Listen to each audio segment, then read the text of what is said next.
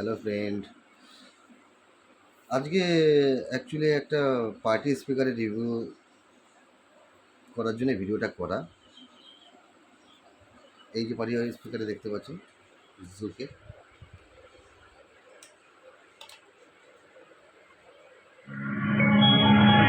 Your Zook rocker is ready to pair. The wireless device is ready to be paired. দেখতে পেয়েছেন।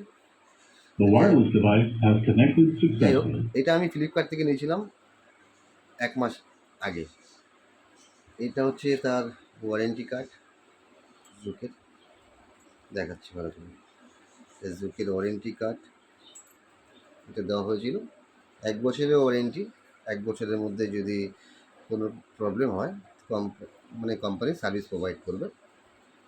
যাই হোক, sound quality মোটামুটি শুনতেই পাচ্ছি, বেসটা খুব একটা ভালো নয়, তবে সাউন্ড কোয়ালিটি ভালো আর ব্যাটারি ব্যাকআপ মোটামুটি।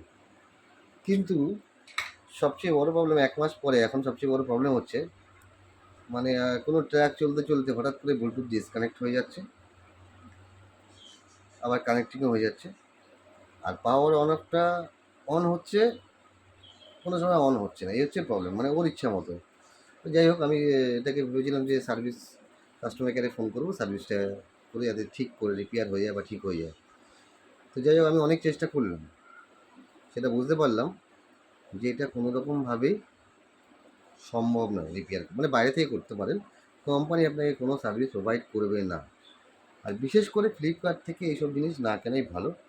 আর এইসব লোকাল মাল আমার হিসাবে বলে না কেনাই ভালো। দু পয়সা বেশি দিয়ে 2 টাকা বেশি ইনভেস্ট করে অন্তত একটা অন্য ভালো জিনিস কিনতে পারেন আপনারা। এটা বেকার জিনিস। সাউন্ড কোয়ালিটি এখন আপনারা শুনে দেখাচ্ছি খুব ভালো। Hello hello hello hello check, মোটামুটি ভালো। এর আগে আমি একটা জেব্রোনিক্সের কিনেছিলাম, সেটা তো মানে কেনার সাথে সাথেই খারাপ দিয়েছিল ফ্লিপকার্ট কোম্পানি। সেটাকে আমি অনেক কষ্টে মানে রিটার্ন করেছি, হচ্ছিলোই না, যাই হোক অনেক কষ্টে করেছি। সেই ভিডিওটা আমি এর আগে ছেড়েছিলাম। এটাও এতদিন ভালোই চলছিল 1 মাস পর্যন্ত। এটা যে ব্যাটারি ইউজ হয়, হ্যাঁ, এই ব্যাটারিটাও মোটামুটি ভালো ইউজ হয়। মানে দুটো দুটো ব্যাটারি মানে ইউজ করলে 3 দিন 4 দিন আরামসে আপনার ইউজ হয়ে যাবে, কোনো প্রবলেম নেই।